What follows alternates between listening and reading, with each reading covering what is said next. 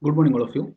Today, we will be discussing about the preamble of Indian Constitution. Here, the preamble of Indian Constitution can be considered as an introduction or a preface to the Indian Constitution. Here, we have already discussed about the Constituent Assembly, which prepared the Indian Constitution. And in that Constituent Assembly, Jawaharlal Nehru introduced a document which is known as Objective Resolutions. So these objective resolutions was passed in the assembly on 18th December 1946. So after that, it becomes the preamble to the Indian Constitution within 1 month.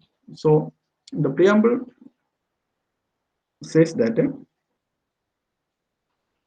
we, the people of India, having solemnly resolved to constitute India into a sovereign, socialist, secular, democratic republic, and to secure to all its citizens justice, liberty, equality, and fraternity.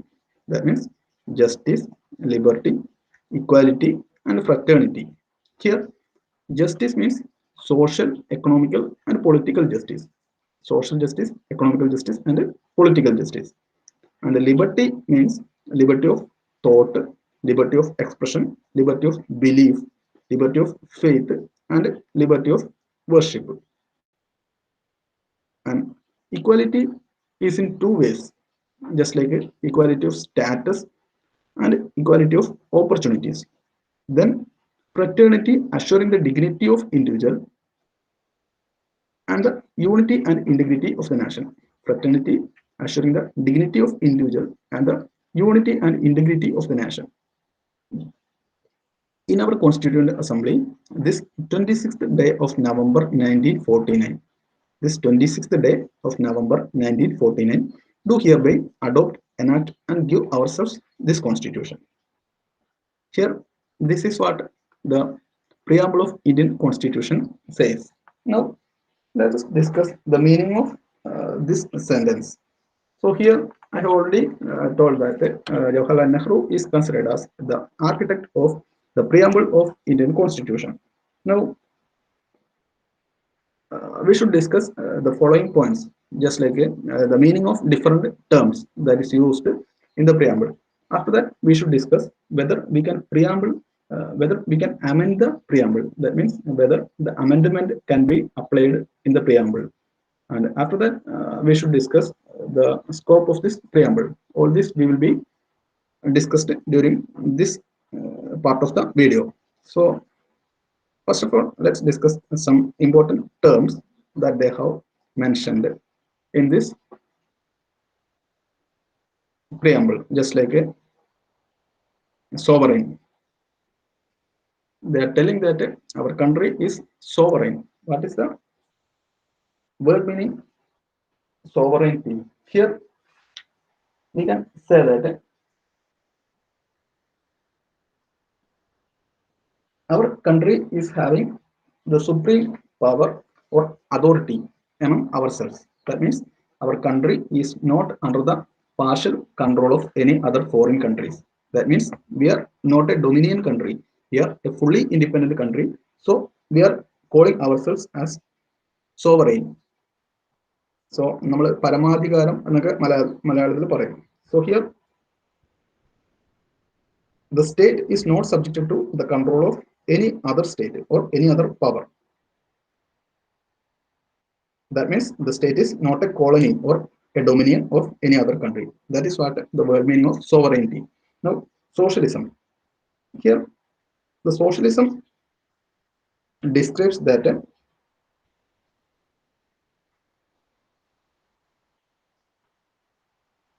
India is a country in which mixed economy is happening.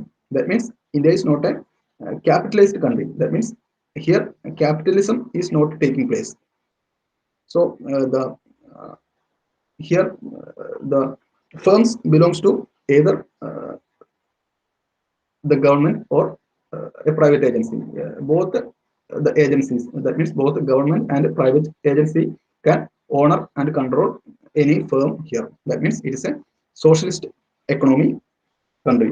So That is what the socialism referred to as. Now, what about secularism? India is a secular country. We know it is the most one of the most important term used in Indian constitution's preamble. That means by secularism, it means that all religion in this country have the same status. That means all religions are having the same status and support from the state.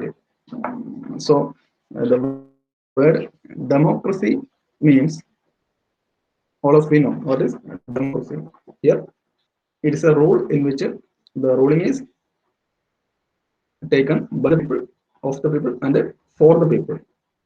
Here, the possession of the supreme power is under the people, and it is not under a individual, or it is not under a bureaucrat or a rich person or under military. Nothing like that. Here, the power is simply under the control of every people. Here we are conducting, we are conducting here the elections based on universal adult franchise or universal adult suffrage.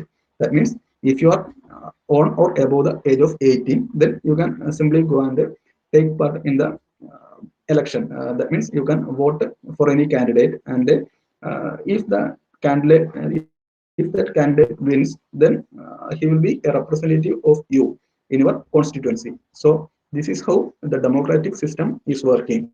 So India can be considered as a parliamentary democracy. That means it is a parliamentary representative democracy. That means here the elected members go to the parliament or the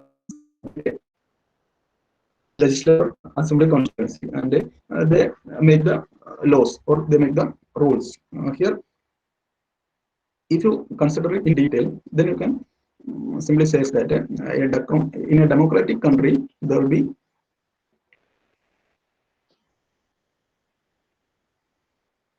democracy is said to be under three pillars. This you may have heard, just like the legislator. After that, the judiciary, and third one, the execution.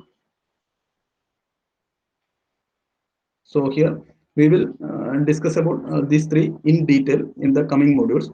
So now I'm simply saying that if you are in a democratic country, then you will be having the legislature, judiciary, and execution. So since India is having all these three, India can be considered as a democratic country. That is what I am trying to discuss. So that is about the democratic word meaning. After that, it is the word republic. Here, you know that in a republic country, the head of the state or the head of the country is elected directly or indirectly for a fixed period, and not it's not acquired by heredity. It is decided based on the will of the people. That means here the people will decide who should rule them. Either it can be a king or it can be a representative or whatever. Here, the people are having the choice to decide by whom they should be ruled. So here the ruling is not under the heredity, or in this way you can call it as a republic country. So India is a republic country. We know India became a republic from the 26th of January 1950. That is why that day is called as the Republic Day in India. In the same day, the Constitution of India came into existence. So that is all about the word meaning republic. Here, the head of the state means the president. So the president is elected by an electoral college. We will discuss everything about that in later. Anyway, now you should know that the head of the state or the president is elected, and it is not a hereditary status. So that is all about the word meaning republic. Now, after this, we should discuss some other terms, just like justice, liberty, equality, fraternity, etc. Now, by justice, we mean that it is necessary to maintain some order in our society, some order. So, this order is maintained by making some laws. And once you make the law and you obey the law, then there will be everything will be in an order. So if you have justice, it is provided through some fundamental rights. That means every citizen in India is having his own or her own right. So we can acquire this right under our constitution. And we are having some directive principles also. So here by using these fundamental rights and directive principles, you can acquire justice. The Supreme Court or the high courts are responsible for giving justice to the Indian citizens. Here the justice can be social, economical, and political. So once you are an Indian citizen, then definitely you should pay taxes, and the taxes will be based on your scale of richness. That means if you are a very high rich person, then you will be having a higher percentage of tax. That means if you are going to buy a luxurious car, then the tax will be somewhat higher. And if you are going to buy some vegetables or rice, then the tax will be really less. Here, the taxation percentage varies based on the luxuriousness. That means the richness of the product. So it is in that way because there should be some economical justice to everyone. And here you are having political justice, just like if they have violated your right to vote or your right to education or right to live peacefully, or if anything is violated, then you can directly go to Supreme Court or High Court to get justice. So the political justice is also applicable, and social justice is also applicable in our country. That is why we are calling it as the justice to social, economical, and political needs.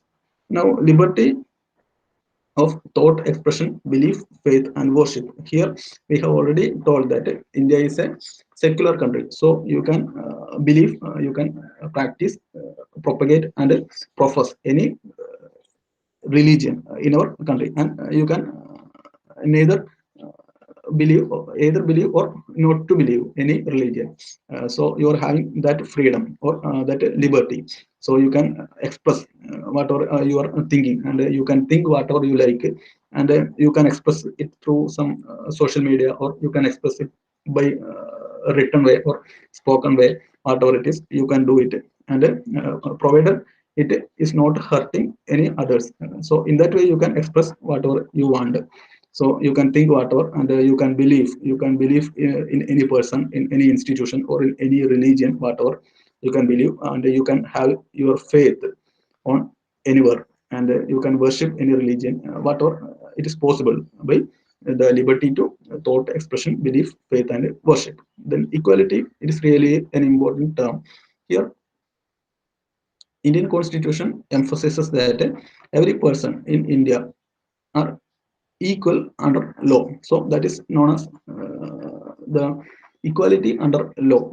Here, no one is beyond the scope of law, or no one is beyond the scope of constitutional laws. So everyone are considered as equal, irrespective of the caste, religion, creed, sex, or the place of origin. So everyone are considered as equal. So Indian constitution offers equality in status. That means either you are a male or a female, you will be considered as equal in every category. And if you are coming from any religion or any region, you will be considered as equal in the job opportunities, then equal in any other opportunities, whatever it is, or you will be considered as of equal status here under the fundamental rights, just like article 15, article 16. We will be discussing in detail all this. So especially this article 16, then 14, 15, everything clearly mentions that we are, all of us are equal in India. And so we will discuss everything in detail during the discussion of the fundamental rights. Okay. Now fraternity, this fraternity, the term is borrowed from the French Revolution. Here in French Revolution, they have used the fraternity, freedom, liberty, and fraternity. They have used that term that you may have been heard. Okay, this fraternity assuring the dignity of individual and the unity and integrity of the nation. So here, the unity of the nation and the integrity of the nation, these are two important terms. Now, fraternity, നമ്മൾ മലയാളത്തിൽ പറഞ്ഞത് സാഹോദര്യം അല്ലേ? So all these terms are really important, and all these terms can be considered as some keys to open the edifice of the Indian Constitution. Just like some parts can be opened by using some keywords, just like social, economical, and political justice. These keys are used to open the fundamental rights and directive principles of state policy. So without this meaning of this, without knowing the meaning of this justice, you cannot study the fundamental rights and directive principles. So liberty, especially the worship, then worship and expression thought, all these liberty are coming under the fundamental rights, just like the 28 to 13, then 25 to 28 articles. All these articles are dealing with the religious rights and the rights of minority. Then everything, then the Article 19(1)(a), everything it clearly says about the liberty to express your ideas. You are free to express your ideas anywhere at any time. So all these are mentioned under the fundamental rights, and once you want to study the fundamental rights, then definitely you should go through these terms, just like liberty to expression, then equality of status and opportunity that you have already discussed. All these are acting as a key to open the edifice of the Indian Constitution, the different parts of the Indian Constitution. And a lot of scholars described the preamble of Indian Constitution in different ways, just like by an eminent scholar K.M. Munshi. He described it as the political horoscope of our country. So it can be considered as a horoscope. That means it can predict the opportunity of our country among the another world countries. Just like it stands at the beginning of the Indian Constitution. So everyone will notice it at the beginning, and based on this preamble, our future will be decided among the other world countries. So that is what the scholar K.M. Munshi described about the preamble of Indian Constitution. And in the same way, Jawaharlal Nehru described it as the soul and key. That means it is the soul of the Indian Constitution, and it is the key to the Indian Constitution. And in the same way, a lot of people described it in different ways, just like the heart of Indian Constitution, and all this. A scholar named Thakur Das Bhagavad, he described it as the heart of the Indian Constitution. The preamble can be considered as the heart of the Indian Constitution. So, in these different ways, different scholars described the preamble in different ways. So, that is what the meaning of the preamble. Now, what are the things that you can understand or that you can acquire from this preamble? Just simply go through the words, then simply you can understand. It says about the members of the states. That means different members within the state. Then the union territories. Sorry, just like it says about the source of the constitution. That means not the members of the states. It discusses about the source of a constitution. That means the constitution borrowed some different terms, especially the term just like fraternity, liberty, equality, and fraternity. The French Revolution and the single citizenship. This term was borrowed from the Britain, and a lot of things were borrowed, just like our sovereignty, then our secularism, everything were borrowed from, just like our democracy is somewhat similar to the democracy in the USA, and somewhat similar, not in all ways. Just like our justice, the liberty, everything are borrowed from different constitutions.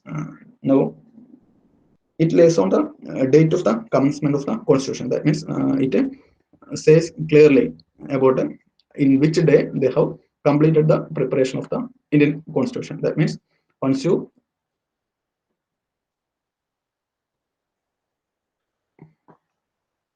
observe this date, then what is the significance of this date?